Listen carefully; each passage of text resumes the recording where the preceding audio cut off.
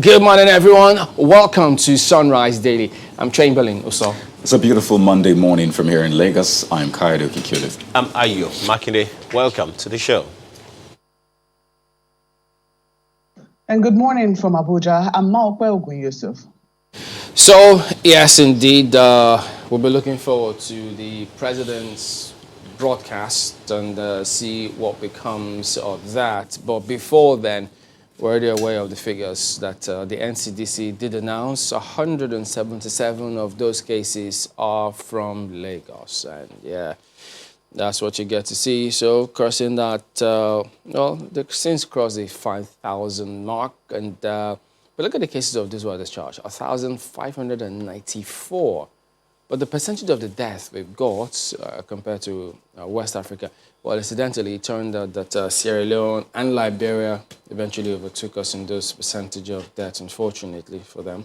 But I know there will always be questions about the green part of it. So those who recovered, how are they recovering? What have they been given? But yeah, sooner rather than later, we'll come to all of this. But there you can also see the regional breakdown of those cases across the country, such that you just could have an idea of how all of this is playing out. And I wonder if there's any such thing as local government by local government breakdown.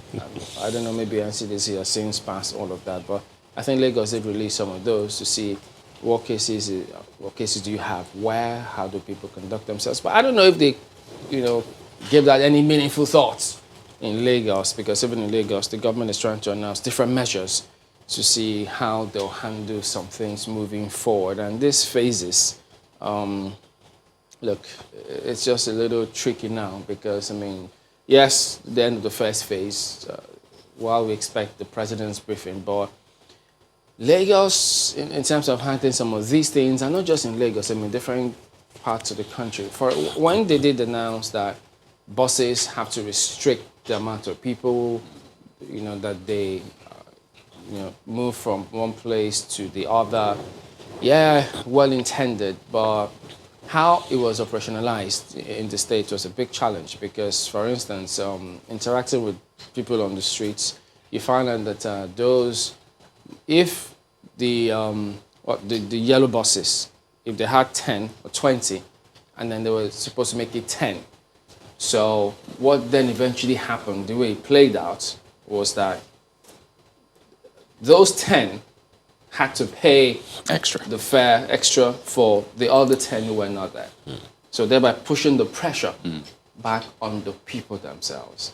Because they also said, look, it's not our fault, because those guys who always extort us on the road said, look, we'll have nothing to do with whatever instruction you've been given, just pay the regular money you've been paying, which was not supposed to be the case. And then they thought, well, if that's the case, we'll pass the burden to the people. And that cycle just kept on going around. So that's just getting the pulse of the people who are really out there. Because if you tell them to stay back at home, and then they say, look, so if that's just one pressure point, so how am I supposed to combine all of those, as many of them? So those are some of the stark reality. Yes, we know it's a huge challenge to manage some of these things, but unfortunately, that's the job they signed up for, to ensure that they provide solutions for all of these things. And it begs the question, how much of help is coming their way?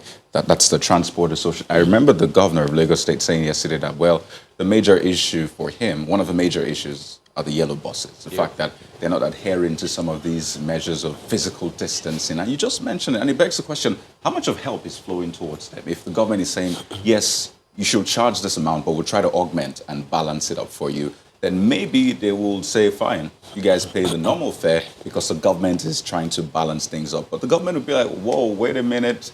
Everything is on us at this point. We don't exactly have all the wherewithal. That's why the government will always say, we need help from well-meaning Nigerians.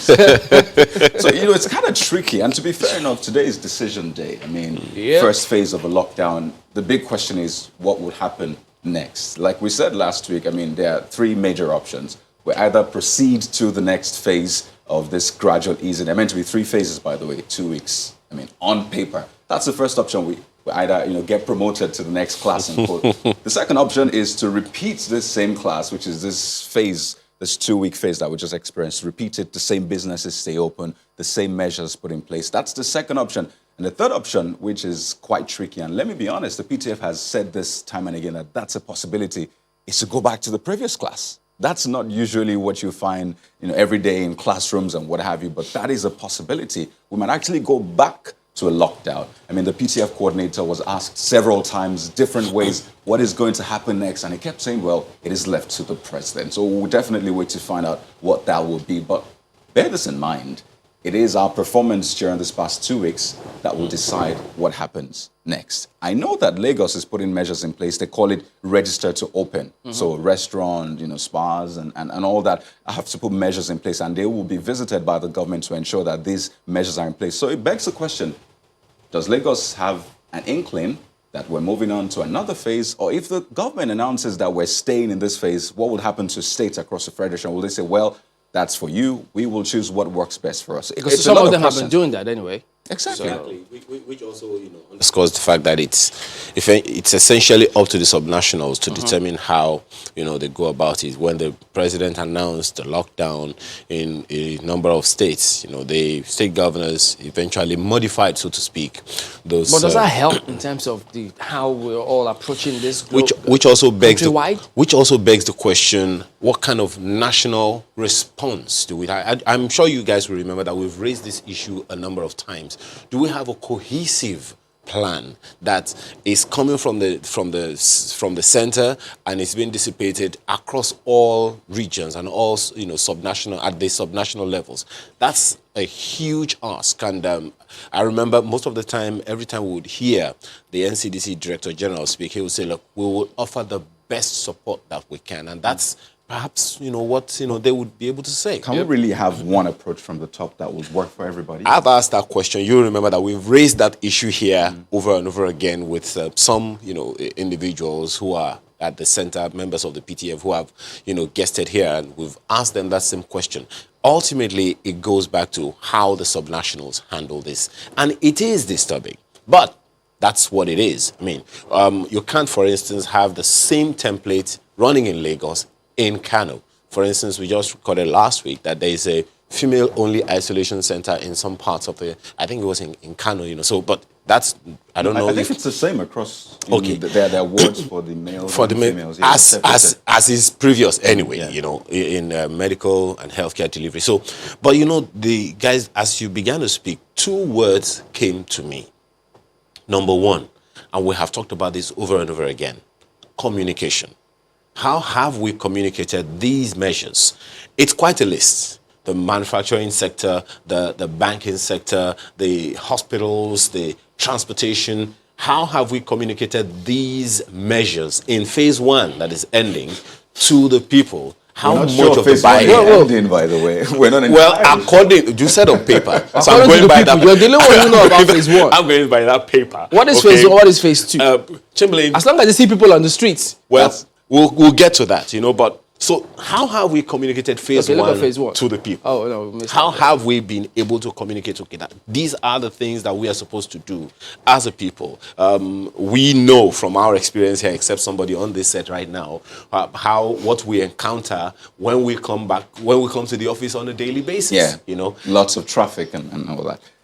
Definitely. As I was saying, you have a literally blocked road for at the very least 1 hour. That really isn't very, very helpful. So how have we been able to communicate these measures to the people? That's one. Secondly, trust. I have seen that increasingly government officials are seeing, increasingly and disturbingly too, how deficient the trust quotient between the government and the governed is. And that is a call to action that I believe that government needs to find a way to communicate to the people as much as possible. It's a tough one because people have been, quote unquote, deceived over the years. How do you just allow people, how do you buy this trust back? It's a tough call. And before you go to Mark, but don't forget that, look, different states are adopting different measures to see what works best for them. Now, for those who are adopting all of those measures, how has it impacted on the figures? That's going to be key. Especially now that, just as you said the other time, the Lagos state governor, for instance, is very, very disturbed about the transport sector and how that they haven't been able to carry them along. I remember it's we had huge point. Exactly, we had some guests, one guest or so in this studio here with us. I mean, on the program, who said, look, government needs to engage the critical stakeholders. One of them is these transport unions, the RTEAN, the NURTW, and all of that. How much have they been called, in to have conversations on this? It's a tough ask. That communication and trust, really big one. Don't forget the policing component. If the governors keep saying that police are the ones undermining some of these things, but they're still imposing those lockdown. And if there are leakages in those areas, how do you then move on? Let's move on to Mark. Well, gentlemen, it's I don't know what phases we're still talking about. Let's not forget. Well, in fairness, I know that a number of businesses have not opened. Schools haven't opened. But I tell you that even if schools were open today, very few parents would send their children to school without certain reassurances. Very, very few. Unless people are just bored with their kids at home and can't wait to get rid of them. I could be wrong, but I do know that a number of sensible parents will think twice about sending their children to school, especially as the figures continue to rise. And the children, it's very, very difficult to, get them to obey social distancing rules. That's on the one hand. And I understand that the Lagos State government, and indeed some governments, are in talks with proprietors and proprietresses about how, what could happen if schools are to reopen. But let's talk about communication. Let's not forget that when the federal government did announce an ease of lockdown in 3 states, and it's just been 3 states that have been the primary focus, it would seem, from the perspective of the federal government: Lagos, Ogun, and the FCT.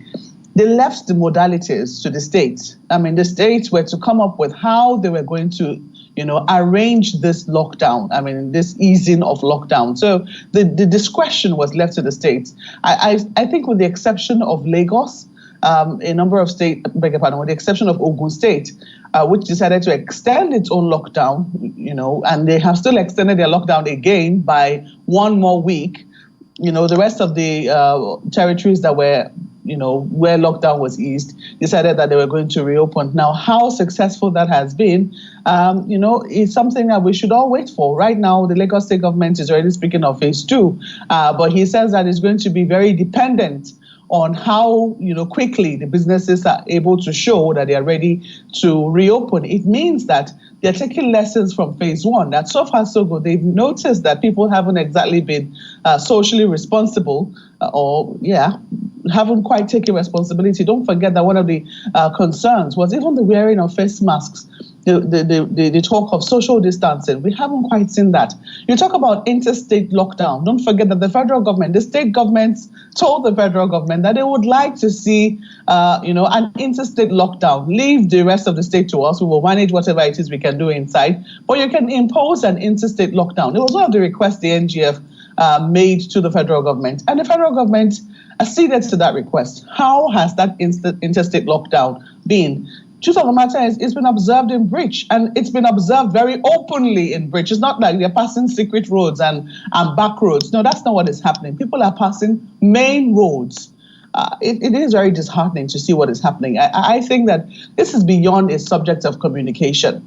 This is now about us. I have heard not 1, not 2 people, not 3 people telling me about how people have traveled, because they had medical emergencies, or, they had, family emergencies, and they had to travel on main roads in this period of a lockdown. Now, if people understood that this virus is transmitted through human beings, and there were rules in place, and there was enforcement in place to ensure that those kinds of journeys are not made if you do not need to travel, if you're not an essential worker or you do not have cause to be on the road.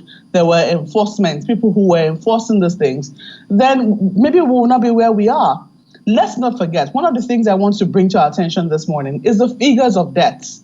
We're now close to 200 people that have died as a result. Now, some people will argue that before now, on a daily basis or on a weekly basis, we could lose this same number of people to other causes, Boko Haram, banditry, kidnapping, and things of the sort. Let's not forget that there are still areas in this country that are still suffering the result of banditry and all of these other things, even in spite of COVID. There are some states that still have to battle with that challenge. And let's not forget that we also have strange illnesses taking people's lives mysteriously. We've still not been able to uncover what that is. In addition to the figures that we're losing to COVID, we had a strategy not to overwhelm our healthcare agencies because we know that they're quite fragile and do not have the manpower. But now we're seeing a gradual climb, a steady climb. On Saturday, it was 176. Today, is it 182 or 184 people that have lost their lives as a result of COVID. What this is telling me is that if these figures continue to climb the way we're seeing that they're climbing, it could be that our healthcare personnel are beginning to get overwhelmed. And if that is happening, then we could be seeing more mortalities. Even though people are coming out and saying, I'm okay, I'm fine, I recovered swiftly, it's fine. But you will only recover swiftly if you're able to get the care that you need as and when you need it. If you're able to get all the attention. But if, as a result of people getting overwhelmed and getting fatigued, you're not able to get the care that you need, the chances that you could die as a result of this will continue to be higher. So let's not lose sight of that fact. This disease is not supposed to be highly fatal, but it could become highly fatal if people do not get the care that they need. So while we, ease lockdowns, we also need to be mindful of whether or not we're able to successfully look after those who have been infected. And that figures that people that should not die ordinarily, especially within the demographic, or people who are not ordinarily at risk within the demographic, should not be losing their lives as a result of a COVID-19 infection. Gentlemen. Well, unfortunately, that is happening because you do have reports over the weekend that lots of people, unfortunately, hospitals cannot admit them because they don't know if they've got COVID. And so it's not turning out good. Let's take a look at some of the dailies now and how do they reflect what is happening on what we look forward to today. Let's start with Nigerian Tribune this morning. Lockdown. Unemployment rate may hit 45% by December. That's a big one on the front page of the Tribune here today. So, it's interesting the way it go about that. So if it hits 45% by December, that is going to be something very, very huge as it is. And don't forget, look at that. Lagos considers full reopening of economy. Churches, mosques also being considered. But the thing about this is all the businesses cannot show the same level of responsiveness. So what is Lagos State government looking to see? To what degree? What do they want to see before? Yes, we know what they want to see generically, but is there a measure? Because what if 60%, it's only 60% of the firms that are ready? What then happens? Well, speaking about one organization of firms, businesses, look at this just below that story. Anxiety in Ibadan. Over 30 positive COVID-19 cases in one organization. Yeah, you heard. One organization having that. And then I'm selecting the writers to read for you now because of the timing. Madagascar records first COVID-19 death. So you would have thought, okay, I thought you, okay, but you fill in the gaps there. But that's what you see on the front page here this morning. But above this lead story, soldiers kill police. Police sergeant shoots DPO in Lagos. Well, when governors say the police authorities are the ones undermining this interstate lockdown, you just pity the police and the governor themselves because, number one, you remember when they're recruiting and then maybe a politician comes up and says, no, this next appointment, this next space opportunity must go to somebody from my locality. No, from my house, from my village. Federal character kind of thing. Well, sometimes they even override that. So when that happens, how do you expect them to report, when it's not based on merit? Are they supposed to be properly so-called in the police and then report to the IG, take instructions? So when you saw the wind, you reap the whirlwind. And then, look, there's so many others, but that's Tribune this morning. Let's take a look at Vanguard for you. Big story. Why UK plane was impounded by FG. That statement is credited to the minister. You recall that story over the weekend. Well, take a look at the riders. Plane granted humanitarian flight approval, operates commercial flight. And you hear the Minister of Aviation sounding, he was kind of angry, saying, this is not fair. We gave you license for this, and you're doing another thing. Government impounds plane, crew arrested, facing interrogation. Lagos records 177 new cases as confirmed cases rise to 5,959. But you see the picture on that front page that shows health workers and a COVID-19 patient's baby boy after a successful CS at Bagada Isolation Center here in Lagos. Look at that bundle of joy amidst all the COVID-19 pandemic. He chooses this time to come. Whew.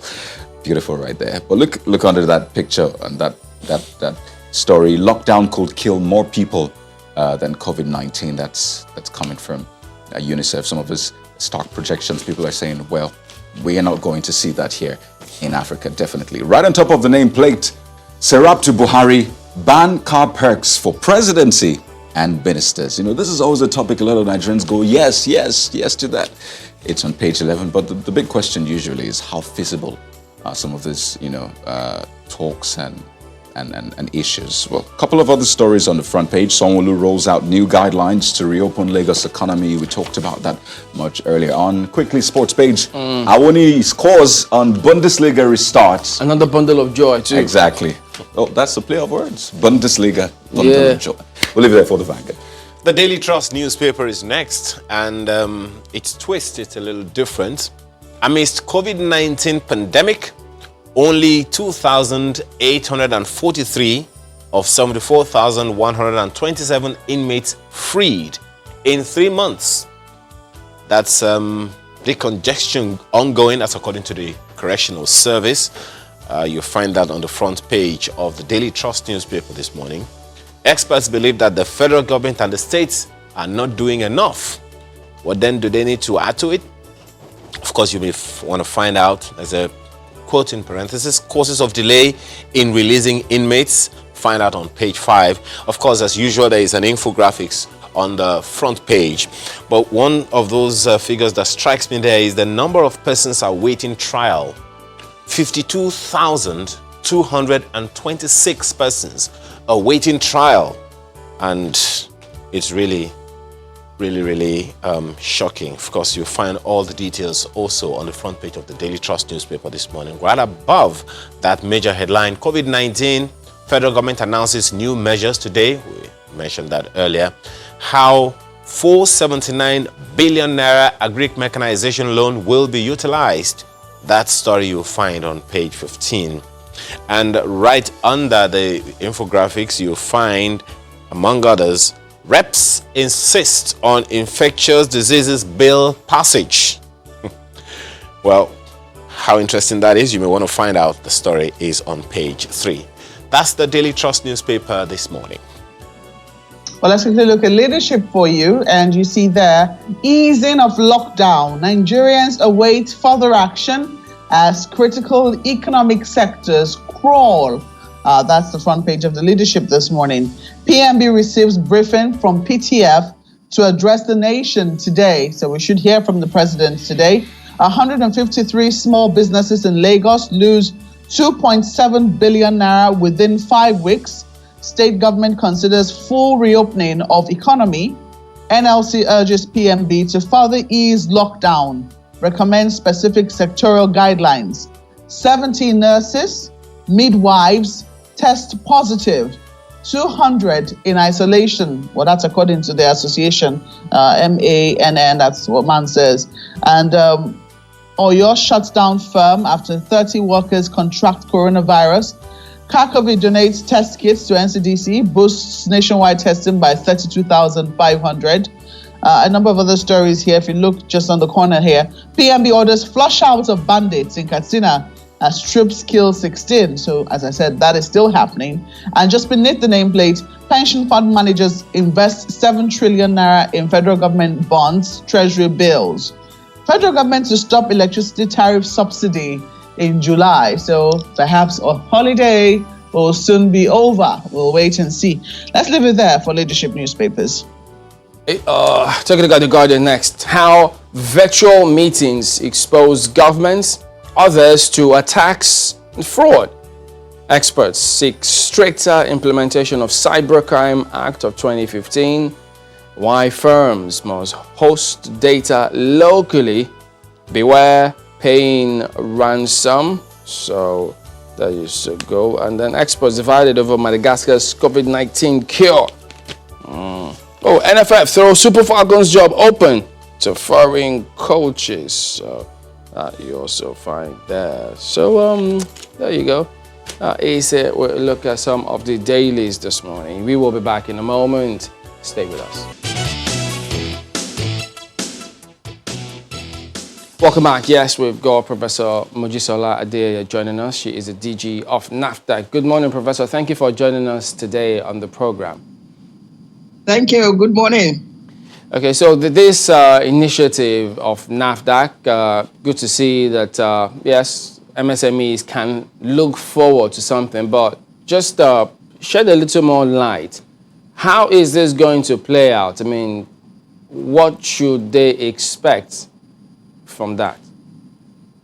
Okay. NAFDAC has been planning on this for months because we felt that the MSMEs, the micro small businesses sectors of MSMEs deserve more support in terms of job creation. Because MSMEs form the significant drive of our economy. And the way it's going to play out is that with our e-platform or e-registration, an average micro or small business can go on the computer. And usually we have some images that will flash on our computer. Once you see that laptop image on the right-hand corner, the lower right-hand corner, there is click here. And once that applicant clicks, the registration process will begin. The applicant, of course, should have a business name, CAC number, so that it can go much smoother. And it is not like the application can be completed in 1 hour, because sometimes, you will have to provide more evidence and, that applicant may then come back. You can save your application and then come back and upload. The uploading will be a PDF. You have to convert a Word file into a PDF in order to be able to upload. And also, there is a inspection and also lab module on the platform. So but the most important thing is once the applicant starts the registration, it shows up on our database, and then the dialogue comes in, or the dialogue starts rather, in terms of asking questions or waiting to get the sample of the product, which comes through inspection when we go there to inspect, and also waiting a little bit for the lab results to come out. So those are the logistics, in terms of the e-platform registration. I know that in 2017, you also did something similar, but that time it was a 50% reduction in e-registration. So now when you say this one is 80%, so this is an additional 30 to the 50. Is that right? Actually, what's the difference? No. Okay. Let's assume that the real registration is 100 naira. Just giving an example. We reduce the rate to 50 naira. But that 50 naira is further reduced by 80%. So it is reduction of the 50% cost or amount to 80%. So it is a significant reduction. So what was in 2017 when you did make that announcement? How was the response? How did that play out with some of those MSMEs, for instance? What kind of feedback did you get? The 50%, you mean? Yes. Okay, it was welcomed, but you know the average MSMEs struggles, and they still felt that the 50% reduction is welcome. At the same time, you know, some of them still struggle, but it was a great incentive at that point.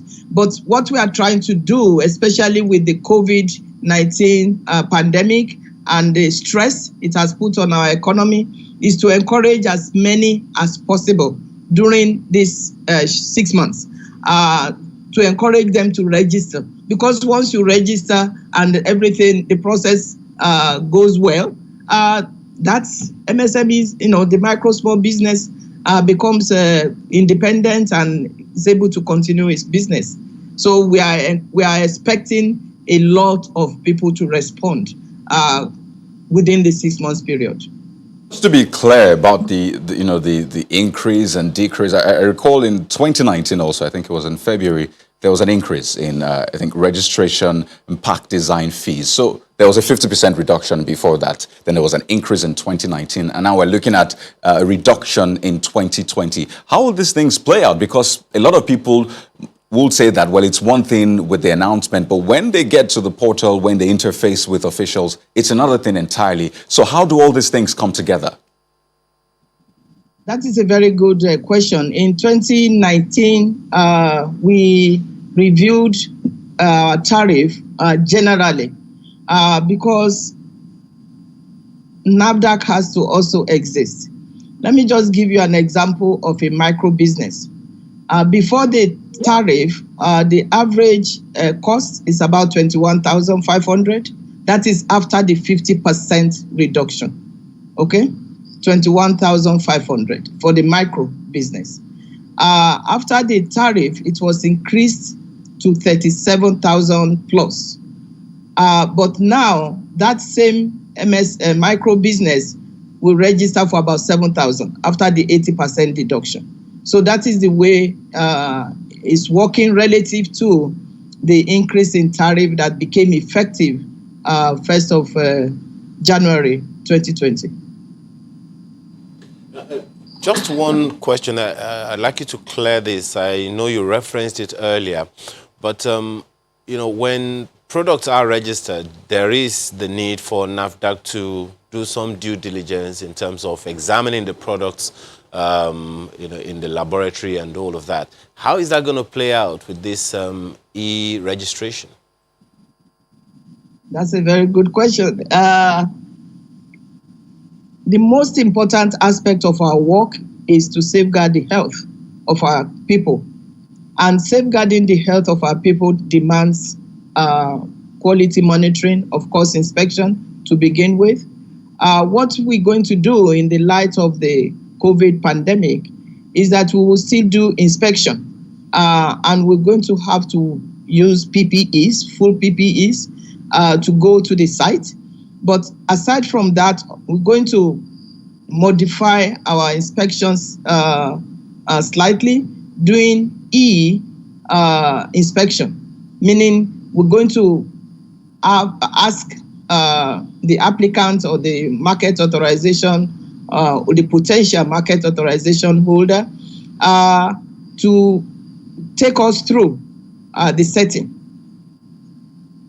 After we've gone through the setting via video, tour and things like that, we will have our own recommendations and then we go and inspect. But we're going to combine virtual. It also depends on the risk of the micro. If the micro has a well set up lab or an incubator center, because many of them use incubation center, we will do the document review with the e-inspection, but we will still have to go there to inspect physically to ensure that what we saw via video is what we actually sees on the ground. Speaking to some of those MSMEs, before coming on they still think that in spite of these measures that NAFDAC has introduced, they still think that those processes are cumbersome. Do you get such feedback, and what do you do with them? Actually, yes, we do get feedback like that. There are many clinics that take place every year, and the vice president has been the champion of all these MSME clinics. Most of the MSME clinics all over the country, he has attended. Personally, he has attended, and we get some feedback. And part of the problem that MSMEs face, or the micro small businesses face, is the interaction with the so-called consultants. Let me give you an example of somebody that called me about 6 weeks ago. And the person said, he has a consultant, and this consultant has taken about 150,000 naira from him. I said, for what? You're not supposed to pay 150,000 naira. So I had to take the applicant through our process. I said, okay, go online, click here and start the processing. And once he started the processing, he was able to, I think this applicant has a simple cosmetic. And simple cosmetic is just a little costlier to register for. The applicant was surprised. So all the 150,000 naira wasted. So what we are urging our micro small businesses is to interact directly with NAFDAC. Interact directly with NAFDAC. We don't have it. There used to be consultants before I came to NAFDAC. I canceled it. NAFDAC used to have a list of consultants. I canceled it because interaction, transparency, good interaction rather, and transparency are some of the things that we ensure as an agency. So part of the problem has been with the consultants and the cost of registration. Aside from that, we have improved our own communication significantly. We have 800 number now that people can call. In fact, on that e-platform, there is virtual assistant, and I tried it myself. I pretended that I'm an applicant, and one of our staff was responding to me. And it was good because we were able to talk back and forth. The virtual assistant, you will see it as a tiny head on the lower right-hand corner once the registration platform is open. So these are the measures that we are putting in place. And our customer service, again, the reforms unit, we have improved tremendously, because what we have been trained on for about a year and a half is quality management system in NAFDAC. And we got our ISO certification June of last year. So we are now more customer focused, agency minded. So all these factors will help us as we move on. I wonder what product you said you wanted to register when you were chatting with the bot. But, while you're trying to encourage some of these MSMEs, there's this other stark reality, which is the fact that some others are dropping their standards. They might blame the fact that it's now expensive to get some of these materials. And, I've seen some of them. And the big question is, in fact, some of them is just due to negligence. The question is, while you're trying to encourage SMEs to come on board, what are you doing to ensure that those ones also dropping their standards are, reprimanded in some way or stopped? Actually, just to go back to your last question, I was pretending to register. I didn't have any product in mind, but it was just at the early stage. I didn't get into product type before I started chatting with the virtual assistant. But coming back to reprimanding, that is part of our daily activities. Let me give you an example of a product. I will not name the product. And it actually went viral, and we immediately went back to the micro business, and we found out that the 3 NAFDAC numbers that we gave to them, they've cloned it. They've cloned the numbers to 6, and they were making things that we did not approve. We shut them down, and we fined them heavily, because if you go on the website, our fines are also there. Why? Because the fact that there's a business that is micro or small doesn't mean that that product should pose a danger to our people. So we have our own enforcement unit that actually the enforcement unit is associated with most of the directorates, but if there's a resistance, yes, we have the real police and enforcement unit, but we do reprimanding, on a daily basis. All right. The last time we spoke to you, you had said that our low-hanging fruit was the herbs. I think you said herbalists, and it got us thinking. Okay, but after that, you since spoke about allowing clinical trials for chloroquine. Could you give us an update now? How are those two things coming on? Well, we are in unusual times, but the unusual times have brought up a lot of opportunities and lessons learned as everybody moves along, in the process. For clinical trials, all clinical trials must pass through NAFDAC. If a clinical trial is being done in one center, meaning one hospital or one university that has ethics committee on board, meaning a board or committee that will make sure that the subject or the patient is protected. If it is one or two or three, then everything must pass through NAFDAC, meaning that the ethics board of that local hospital or institution will have to give an approval to the protocol, and the protocol has to detail the protection of patients. The informed consent, meaning the patient is not forced to take part in the trial. But in any case, once that is done, then the applicants or the research group rather can submit their protocol to NAFDAC, where we scrutinize every bit and piece of it, because we want to be sure that we follow international best practices. Clinical trial rules and regulations are based on international standards because of practices in the past that didn't consider the health of the patient. So once we finish the approval process, the research group can start. However, we have to NAFDAC has to inspect the clinical site to make sure that the patient is not exposed to danger, and also the protocols that were put in place when it was submitted, the protocol is being followed.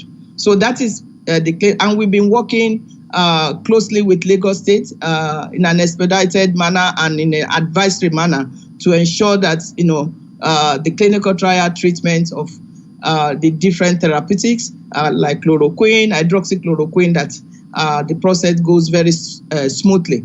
So, and then we're going to be working with more research groups, because there's what is called solidarity trial that the WHO suggested or started, in which case it's almost like a network of small clinical trial treatments in a country or across countries. So NAFDAC is there to guide and advise to ensure that everything is well done.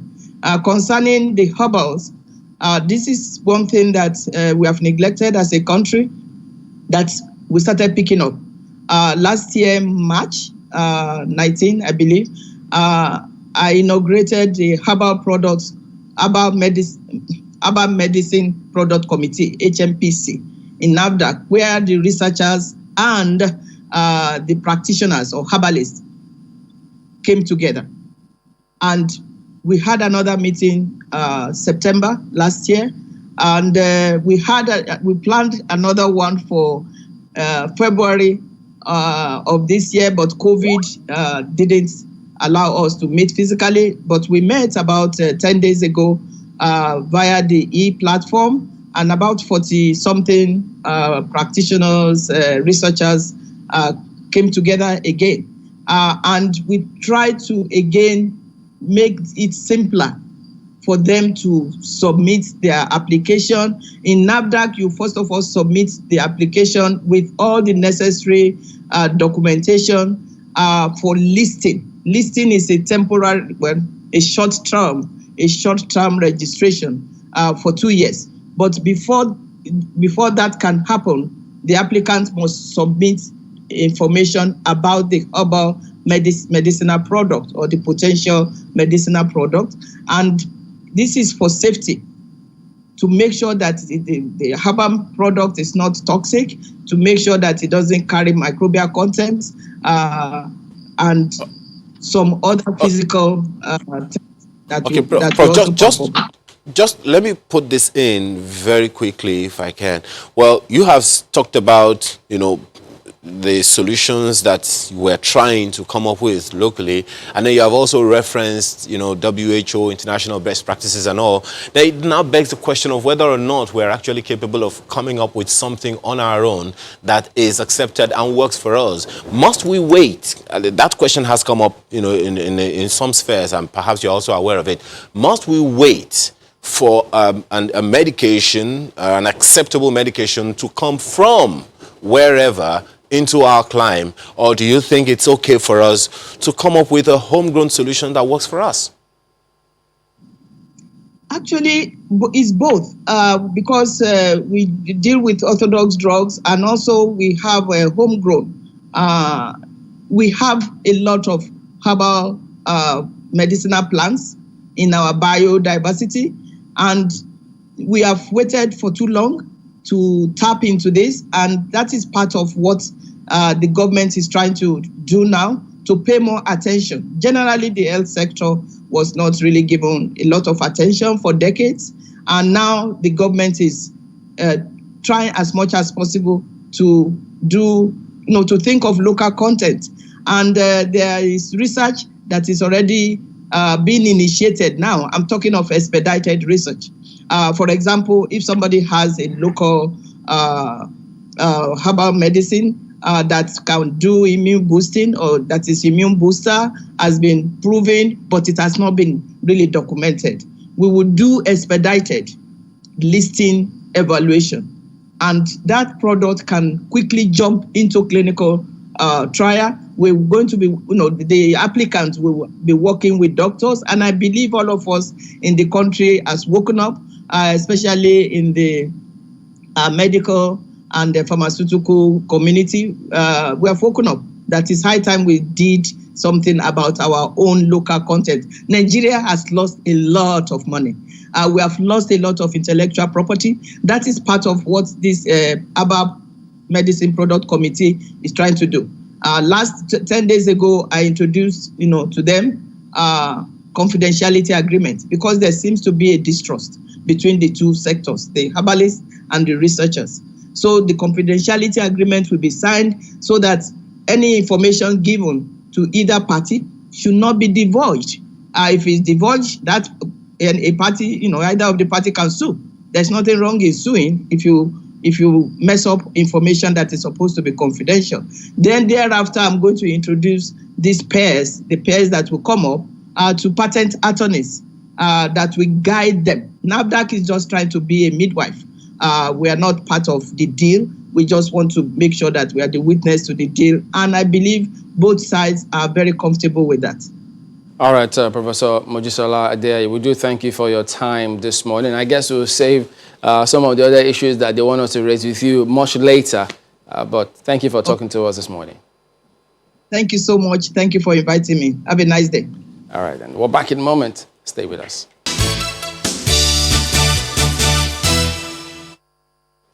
Welcome back. Well, now we've got Dr. Doyin Okukwe, who is a former senior special assistant on public affairs to the president. He joins us via Skype. Good morning, Doctor. Good to see you, and thank you for joining us today on the program. Good morning, Chamberlain. Long time. Yes, many people know your story. Many others don't, but it is a good thing to have you speak to us today. You did go through, you were positive, you survived, you've been talking about this, so you might as well just go ahead and tell us. How did this all happen for you? Well, I live in Ikweru in Ogun State, and basically I came across some of my friends that were very close, and things were not really too good. So we suggested that we should find a way to test, to do a test. And when he did test, they were positive. And because of my closeness and all that, I decided that immediately I knew that that was a danger sign. So immediately I invited the Ogun State local chapter of the NCDC, and fortunately they responded very aptly and responsibly and also professionally. Within 24 hours, they were in my house, and we had a screen done for my household, myself, my wife, and my children that were living with us. We had some issues with the results because at that time, Ogun State was not, they had a laboratory, functional laboratory, but they didn't have the necessary approval from the government to carry out tests. So we were sending tests to UCH. So, and the UCH was already, jam-packed, because the governor was doing a roadshow and was encouraging people to have tests. So, that hung up the results for about 3 days. And when we didn't get the result for 3 days, the Honorable Commissioner, Dr. Tomi Kuka, decided that, we couldn't wait any longer. So they came again, took another sample, and sent it to Osun State, hoping that would be, they will have less stress. But it turned out to be untrue. So we finally decided, by that time, or in that period, Ogun State got their validation, and we decided to use the Ogun State facility. But before we got that underway, the results from UCH came and reported that my wife and I were positive. So that was the beginning of the journey. That same day, we were admitted into the isolation center. When you say you just spoke to your friends, let's just try and have a test, and they had a test, you saw the danger signal. Now, time, of course, clearly is of essence in this. So one wonders, there are those who are taking it for granted, just thinking, well, maybe not. Why did you even decide in the first place to say, look, let's just have a test? Was there any symptom? Did anybody exhibit anything? Yes, I'm a doctor, basically, and not only just being a doctor, I have been interested in COVID-19, ever since December last year, sub-January. In fact, I am the lawgiver in this area, and even among my children and families all over the place. I tell them what to do, I tell them what not to do. I scream, because I have children, virtually almost, in Europe, in America, in Asia, but then, so when I saw one of our aides, behaving I saw signs of fever, cough, and discomfort. To me, it looked as if there was a problem. So I then insisted that, we should find a way to get them tested. And, luckily, everybody agreed to subject himself to test. And when the results came with positive. Because of my association, I knew that I must immediately, check out myself and my immediate family. I think this just goes to show that COVID-19 is not exactly a respecter of person. You're a doctor, and you'll expect that COVID-19 will say, well, this person knows better, so let me look for another person. Or will deal with me, apparently. But there's something I've noticed, a trend, which is the fact that a lot of people cannot say, this is how I got it. This is where I got it from. I shook hands with this person, or this person sneezed in front of me. But maybe for you, it might be different. Have you been able to pinpoint and say, this is how I got it? No, it was from association and exposure to people close to me that, we see regularly. I also believe, and I'm glad that yesterday when I was reading some updates on COVID-19, WHO is also talking the same thing now. I said it before when I came out, that I believe that majority of the manner in which this virus spreads is largely by droplet infection. more than touching and all these physical things. It's not that touching and physical are not real, but I think the emphasis must be, we must begin to recognize that this thing is airborne. It has been proven that the virus can be in the air for 5 to 6 hours without dying. And therefore, even if you enter a car that somebody who was infected had been 20 minutes ago and had been coughing and sneezing in the car, and you enter and you lock the door and put on the AC and you drive off, you are in the paradise of COVID-19, period. But, that controversy had raged. Go ahead. Why I'm saying this is that, number one, people must realize that this thing is for real. Even people close to me and my family were previously saying that, these people that are saying they have COVID-19, government has given them money, to come and advertise it and all that. I mean, my case is past that. I'm an elderly person. I'm a statesman. I'm not a member of this administration. I don't belong to their party. Why should I connive, or conspire and say that I have COVID-19, my wife has COVID-19, when we don't have? Nigerians must begin to look at this as a serious thing. It is a serious thing. That is why people like us are talking about it. We have gone through it. It is real. But it is not a death sentence. It is not a death sentence because in the first instance, even the figures that you guys rolled out this morning, we find that consistently, don't let me use the word fatality because I'm not talking to just Chamberlain, I'm talking to Nigerians. Consistently, the death rate is 3% and below or slightly above, depending, and it is global. So, 97% of people who have COVID-19 will get out of it, and majority of them may not even require hospitalization. And I want to tell you something also. There are other much more dangerous diseases that we cope with. Like in 2019, 100 million Nigerians were affected by malaria. 100 million. And close to 300 million people died in 2019 from malaria. And globally, sub-Saharan Africa, over 228 million, this is World Health Report I'm talking about, over 228 million people suffered from malaria, and much higher than 400,000 died. So, but up to today, we don't have 200 deaths from COVID-19 in Nigeria.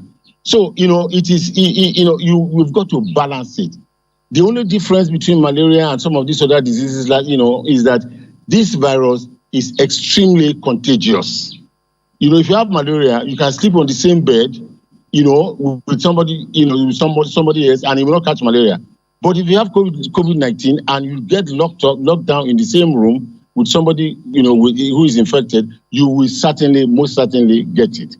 The other good news is that if you are 40 years and below, the chances of getting it is a bit lower than those of us who are much, much older and had other diseases that are troubling us.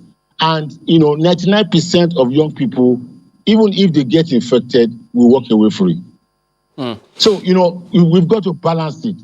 We've got to balance it. I am an advocate. I'm an advocate for people to keep safe. Even my friends who go and lamenting because of business, I tell them, only a man in the grave cannot prosper. So let us agree that this year, we are not doing any business. I have personally spent one particular year, I spent 5 million prospecting for business for 12 months, and I didn't get anything. And there was no lockdown. And I didn't kill anybody.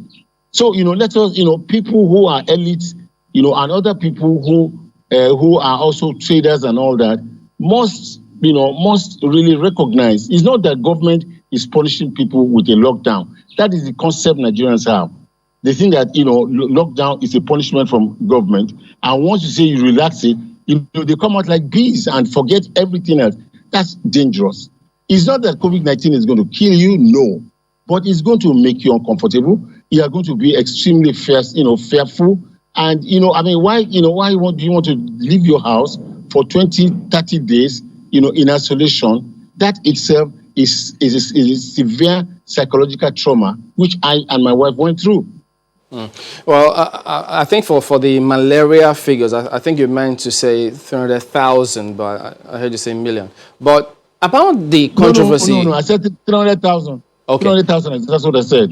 Okay. Yes, About the controversy, whether or not this is airborne.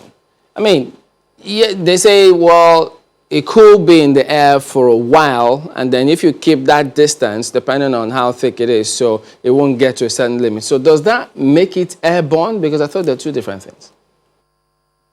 Now, this is it. When I say airborne, this is what I mean. When a man sneezes, in the air, all right, or coughs into the air, if it is an open space, the wind blows it away and there may not be enough concentration, for it to be effective. But if you sneeze in a room, especially a closed room with the air conditioner, and you all stay there, then the concentration is enough. The longevity, the lifespan of the virus is good enough to stay there for 5 hours. And those of you who are in that room or in a car, for instance, if an Uber car carries somebody who is infected and he sneezes in the car, he coughs in the car, but the car is air conditioned, he drops off at the next junction or at the next spot, and you call the Uber and you now enter into it, you're in trouble. And that is why I want to suggest that any car that is carrying more than 2 people must have its windows down. You must insist. The windows must be down. That is how you can be safe. The airborne route is becoming more of the likelihood way that the virus is using to infect us. I guess it's better to be safe than sorry.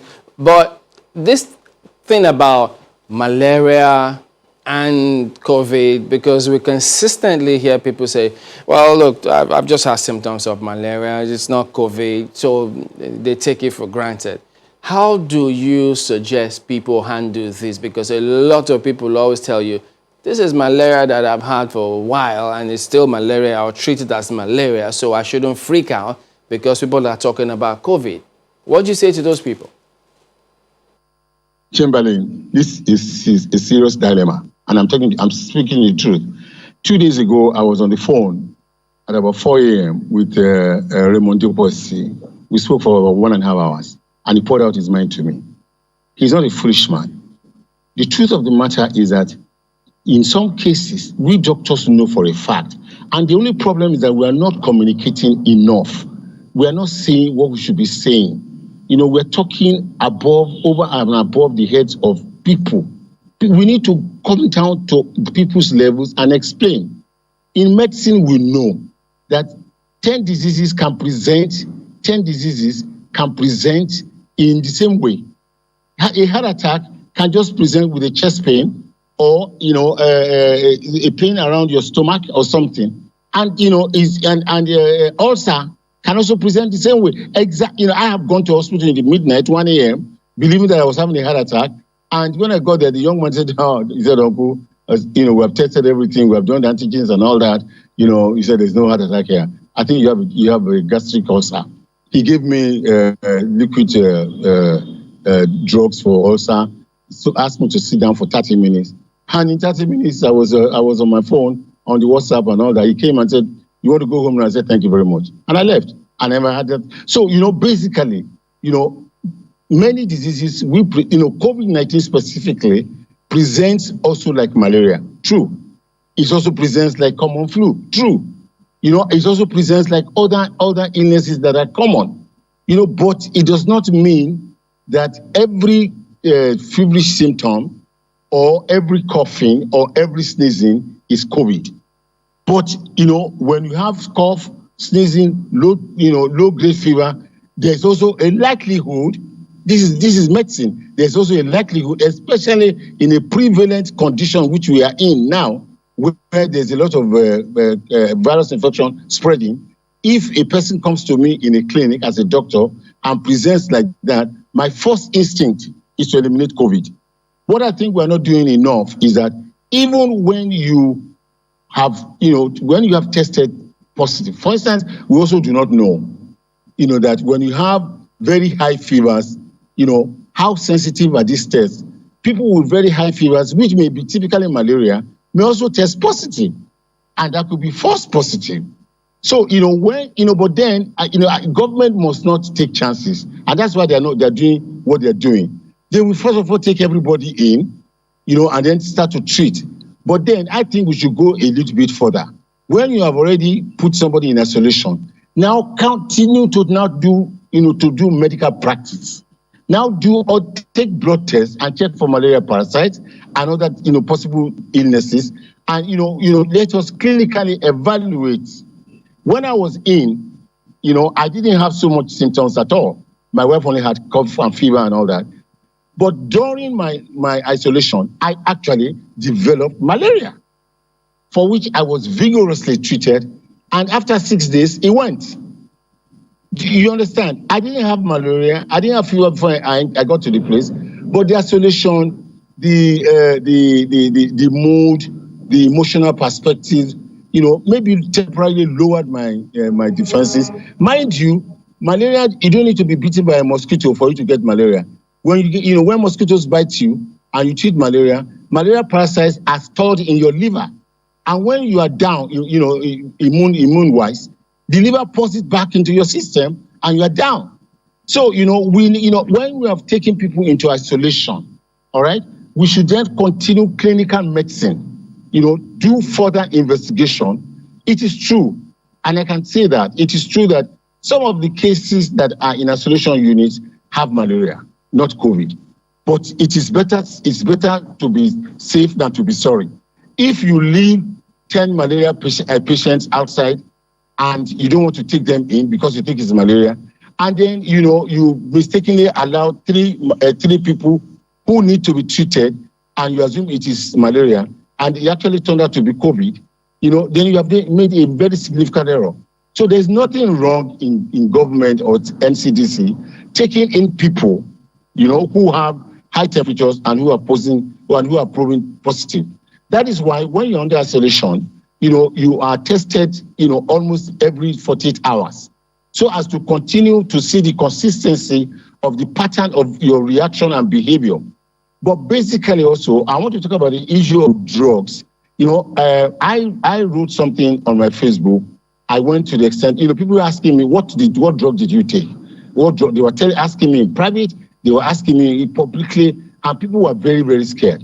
So, I only just responded to the questions by saying, these are the drugs I took, these were the dosages I was given. All right? There's a danger in that. I agree. That, people may just rush, because my cousins called me and said, somebody said you should thank you for giving that information, that he has run to buy chloroquine. That was not the intention. And that is why when government said, we shouldn't do it, I've taken it out of my wall. And, I also wrote a rejoinder. But then, there's no place for secrecy anymore in management of people and illnesses. There's no place for secrecy. Government must be transparent. Different isolation centers in this country use and employ different treatments. What they do in Ogun is what is different from what they are doing in Lagos. It's also different from what they're doing in Oyo or Kano. Before we go to that part, Doc, just before we go to that part, because I'd like us to take you up on the responses of the at the national and subnational levels. But before we go there was a figure of the WHO that you raised the other time, that people who are 40 years old and above are a lot more endangered in the world. And of course, you mentioned your own age and all. No. No. I didn't say so. Okay. I said people who are 40 and below have more tendency not to catch the virus, and if they do, they have greater tendency. It comes back to the question that I wanted to ask you. NCDC figures says 25% of the people who have COVID-19 in Nigeria are between ages 31 and 40, and that is the age most affected in Nigeria, contrary to what exists in the world. How does that hit you? Are you concerned? No. If they say 25% of people who are hit by COVID are in that age bracket, now what happens to the remaining 75? Which age bracket do they belong to? No, what they said with that figure is that is the most affected age group in Nigeria. Okay, that is people who are 40 and below. Well, that is understandable. Okay. Because when you check the demography of our situation, we have, it's not just in Nigeria, generally in Africa, we are a very young population. Majority of our people are, very young. And I think the elderly people, 68, 70 and above, are probably about 15, 20. I do not know for the fact. But the youths and the younger people are by far more. So definitely, if there are more, the frequency of or the incidence of disease amongst them, especially diseases that are contagious, will be more in that age group. And that is possibly why we are having less devastating results compared to places like Italy, Spain, and America, where the population, the older population, approaches 40 to 50%. So, this may be the reason why our own situation is much, much milder. Just back to the issue you wanted to raise the other time about the response from the various states.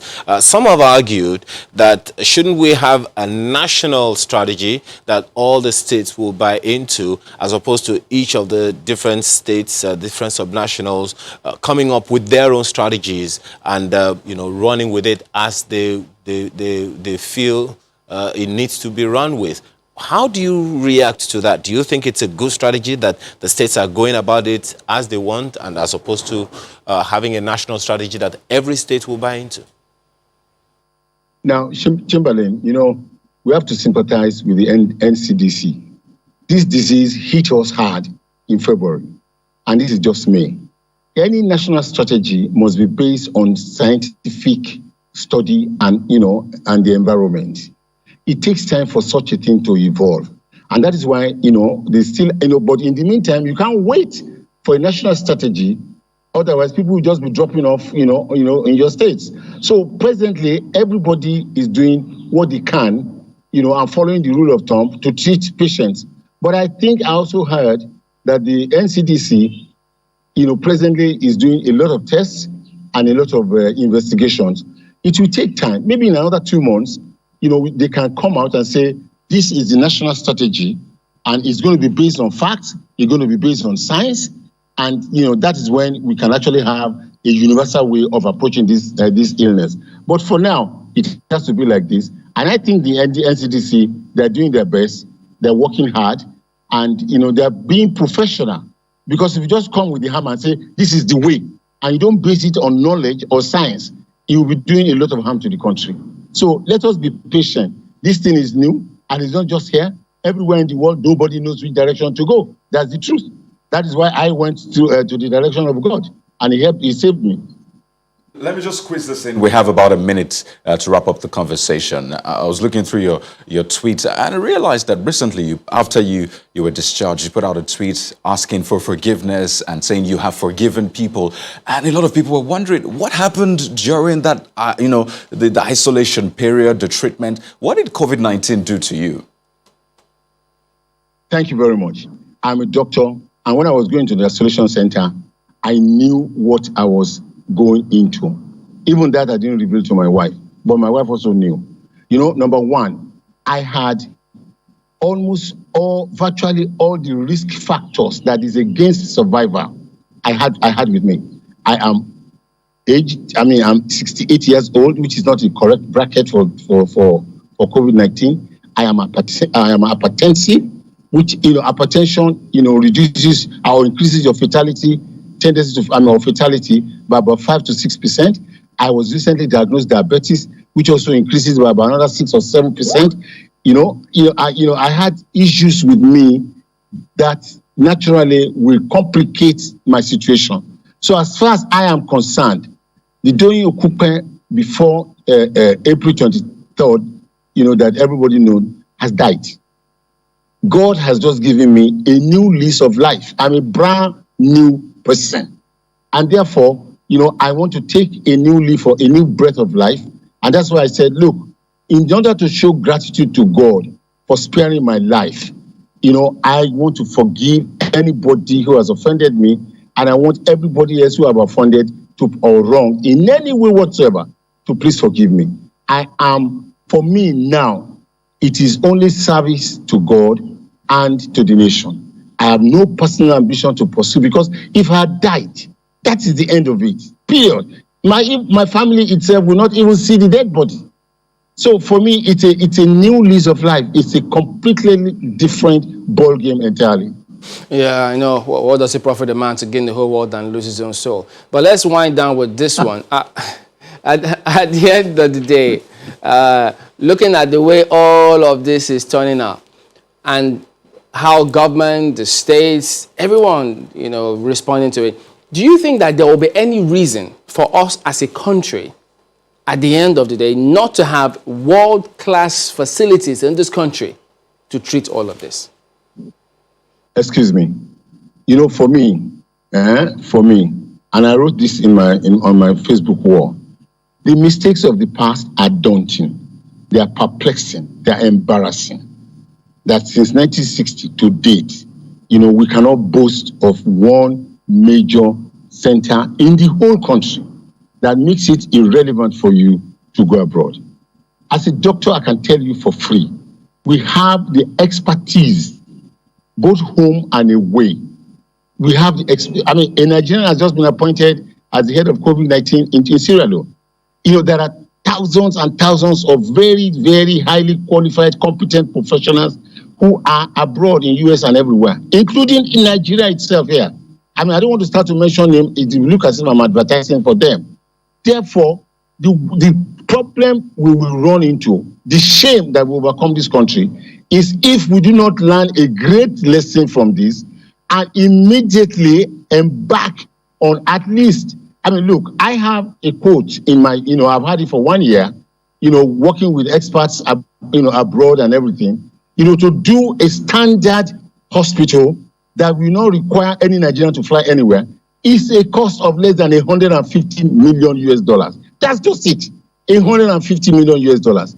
If you multiply that by 6, you are not even talking about, $1 billion. Okay. And, we are just been giving, we are given $3.5 billion, as facilities and all that.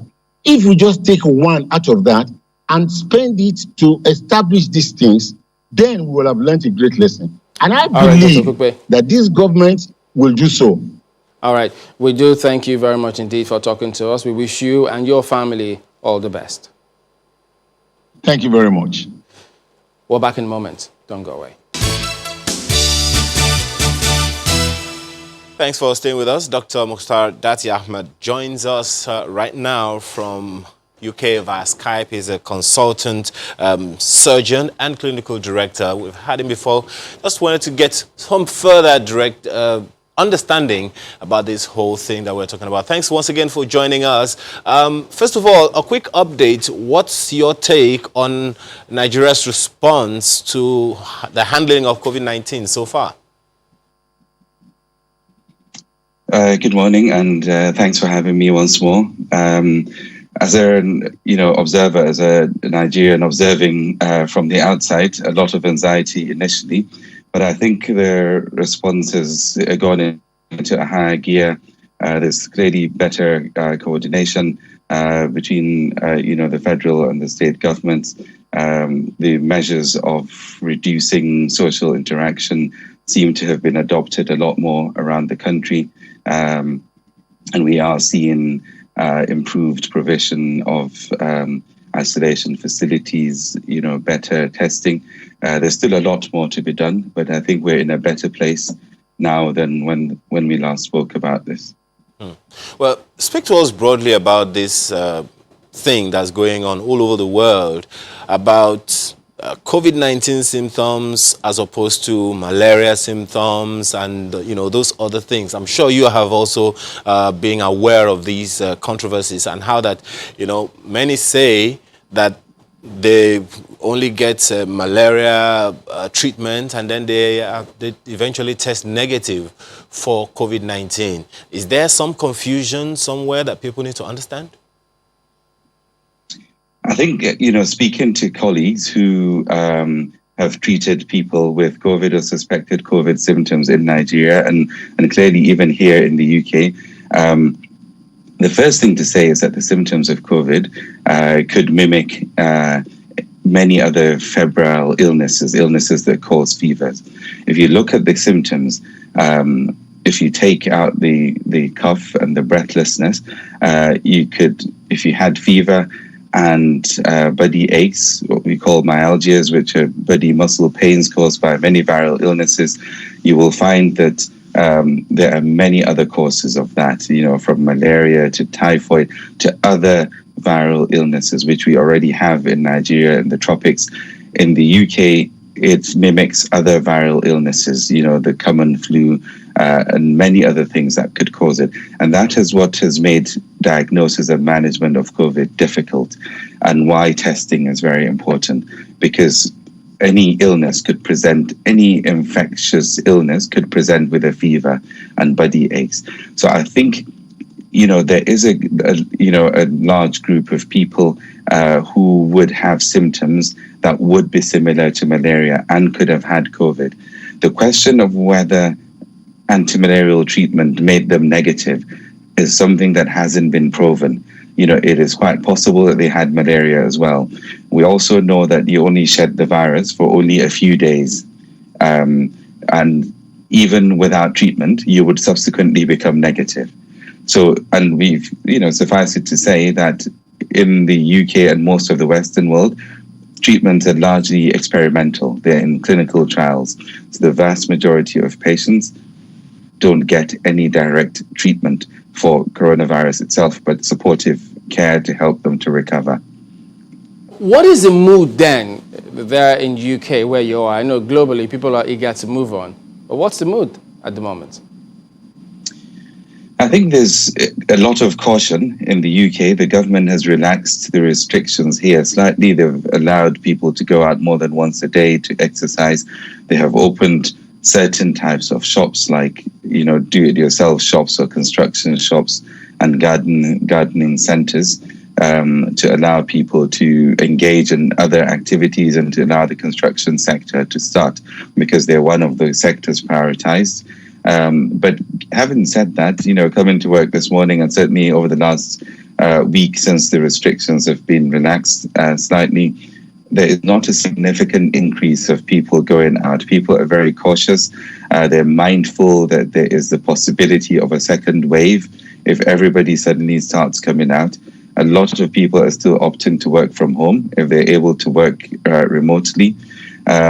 There are plans to open primary schools, the early years of primary schools in the first week of June, but many parents are reluctant, hesitant to send their children to school for fear that their children could get the virus and pass it on to them. So I think a lot of caution.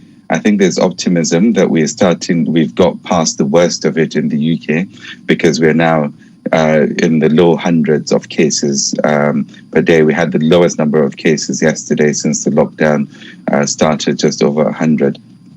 So I think there's a feeling that we're past the worst, but without a vaccine, the fear is that there is the possibility of a second wave, and people are very cautious. Not even the Bundesliga is changing all of that, because I know in UK, the football means a lot to them. Sorry, not even the German league reopening. So that is not making any impact or influencing their thinking. Yeah, strangely, there is not a lot of push. I mean, as you know, the UK is a huge footballing nation, but there isn't a big push for the Premier League and the other football leagues to start. And I think it's partly because people know that when the leagues start, they're going to start with empty stadiums, so-called ghost matches, with just the teams and the officials in the stadium, but no spectators. And the reviews from Germany, from a lot of the German fans, were not hugely positive. And here, the football is part of the culture. It's not just watching the match, but it's the atmosphere for those who go to the matches, engaging with the crowd, and the players feed off the crowd, and vice versa. And I think it's going to be different. So there's a lot of caution. I suspect it will come, in the coming months, or weeks even. But there isn't a big clamor for the leaks to start. A lot of people are definitely looking forward to that. We'll talk about, vaccine trials and antibody tests in a moment. But currently, UK is ranked 4th in terms of confirmed cases in the world, over 243,000 confirmed cases and over 34,000 deaths. But usually when you try to get a figure of people that have been discharged, you hit a block. Because there seems to be no rounded figure coming together of figures in terms of people that have been discharged. And people are saying, where is that glimmer of hope? So people can look to that usually. Is there a thinking around why that is not the case in the UK to have a figure for people that have recovered? Yeah, so I think the reason why it's not included, the data exists, and certainly the number of people discharged from hospital has been reducing significantly. The data exists, but the UK publishes what is the international, comparison. And because the vast majority of people have a mild illness and they don't get admitted to hospital, the data of hospitalized, and it's important to make the distinction. So largely in Nigeria and in many other countries, anybody who tests positive is taken to an isolation center. That is not the practice in the UK. So in the UK, you isolate at home. So nobody tests you again to check that you're negative before you discharge. So the figures of who's recovered and when you have recovered are difficult to compare, say between the UK and Nigeria. In the UK, you would only be admitted to hospital if you have a more severe form of the illness and you require support in hospital. Either, one of the systems in your body is not working well, like when you have respiratory problems, when you have difficulty with breathing particularly, or other complications of COVID. But the vast majority of people who have tested positive have never been admitted to hospital, and they would have been tested out in the community, and they do not get retested. They just get asked to isolate for 7 days after the onset of their symptoms. All right.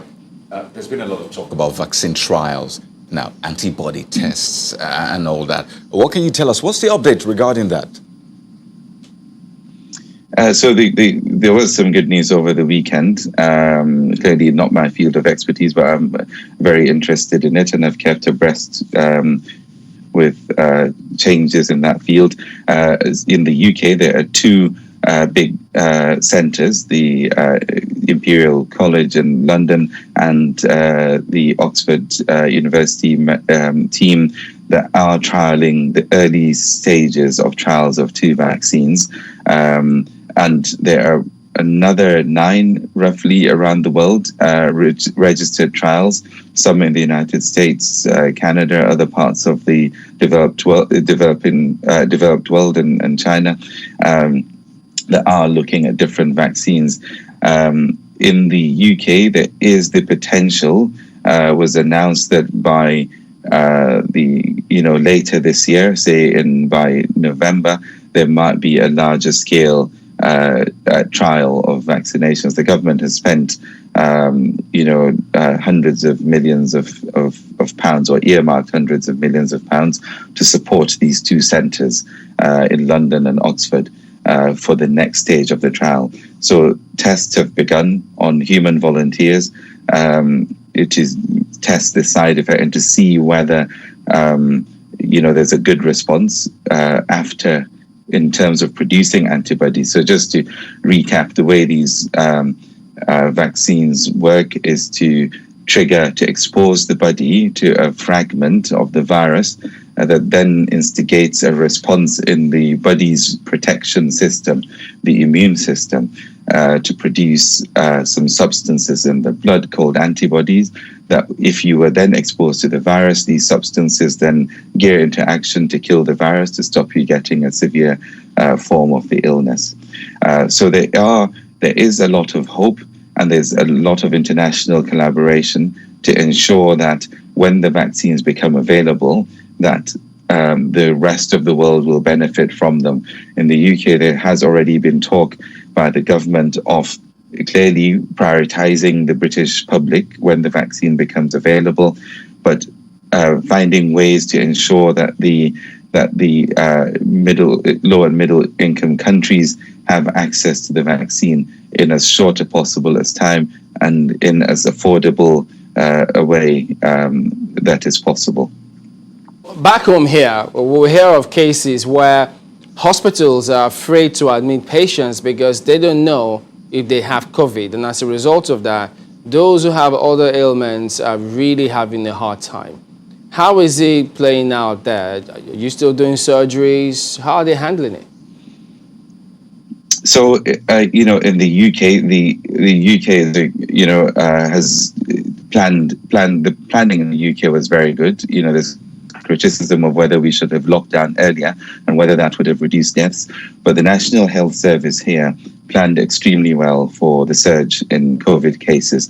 So going back as far as February, we started cancelling elective surgery, planned surgery, cancelling clinics, discharging as many patients from the hospital, such that when we started admitting COVID patients, the hospitals were largely empty of what we considered non-essential activities. So these were planned operations and other planned treatments. But the National Health Service always remained open to emergency cases and urgent care cases. I've heard a lot of the stories, and in fact, I know of relatives and friends and who have suffered as a consequence of the lack of access to healthcare in Nigeria. I must say that the main reason for that is the lack of adequate personal protective equipment for health workers in Nigeria. And working with colleagues, there are many groups helping to support that effort. And we have set up a group called COVID Nigeria Medics, which we are collaborating with colleagues in Nigeria and have produced, thousands of items of personal protective equipment that we're distributing to the bigger centers that are seeing COVID patients in Nigeria, hoping that it would help reassure staff that if they're safe enough to see other patients. Many health workers have been infected. Some have sadly died. And it is totally understandable, but actually a preventable tragedy that many people with non-COVID problems have lost their lives or have suffered because they've been denied access to healthcare. But again, health workers, are scared, frankly, understandably so, that they're being sent to the front line without the necessary protection. And that is a tragedy. That is something clearly, when this all settles, that, the government must look at and learn from this going forward. Because unfortunately, this won't be the last infectious disease. It won't be the last pandemic that we see, and we need to plan better in the future. On a final note and on a lighter mood, we did receive some footages here, even from UK as well, about this 5G that had a lot of people freaking out. Are people still talking about that over there? It is still on the fringe. You always find people that talk about conspiracy theories. But certainly, as you say, earlier on, there were people that were actually going out and attacking engineers that were installing 5G masts or servicing them. But that has since died down as it's become clearer that there is no truth to that at all. But when people are scared, all sorts of conspiracy theories come out, and people clutch to any straws that they can find. But it's not as much an issue as it was several weeks ago, or so a couple of months ago. Thankfully so. But we do thank you for your time this morning. And these days, we tell everyone, including doctors too, to stay safe. So I might as well tell you, stay safe out there. And same to you. All right, then. We're back in a moment. Stay with us. Welcome back. Let's take a look at some messages from you. Yerima Bala sends this email talking about the lockdown that we've all been talking about for a while. He starts with saying, for instance, how long will... Can we see the email, guys? I'm not just reading from my head, am I? Well, he says, for how long will people be locked down? from the research carried out after the 1918 pandemic, one of the key reasons for the great spread and large number of deaths was because people were locked down. Why are the scientists, governments, media, etc. not talking about that, but always emphasizing lockdown? COVID-19 is a child's play to the dangers from a lockdown economy. Don't worry, I will respond to you privately afterwards. All right. This is another question from Olushola Okunfolu saying that, can we register our business online with CAC before proceeding to NAFDAC registration online, as explained by Professor Mojisola Adeyeye? Well, I believe that CAC is online. Yeah, but that's probably more of a question for the CAC. But no, there is an extent to which you can business administration, business registration, business name registration you can do online. But corporate, where you take it and you promote yourself. Yeah, I remember. No worries. Bizarre. Yeah, no problem. That's fine. Too much book. And there was another person that tweeted at us saying that one of the addresses he tried to check, that's registration.nafdac.gov.ng, was not working. But turns out it actually works. It redirects you to NAPAMS. NAPAMS, NAPAMS.org. Yeah. Malkwe? Well, a number of tweets here. Let me quickly take this one from Zemo, which says, I think we're winning the war against COVID-19 for now because the fatality numbers are very low. Can we sustain this? That's the big question. And to finally win this war against the virus, we must begin to look inwards for a cure. Well, fatality numbers are low. Well, it's very relative, but that's what Zemo believes. All right, so there you go. That is the show today. We thank you all for watching. We'll see you again tomorrow. And remember, let hope spread, not the virus. I'm Chamberlain. What's up? I'm Kayode Kikiolu. I'm Ayo Makine. Do stay safe. And remember, what will it profit a man if he gains the whole world? Yeah, it just came, you know.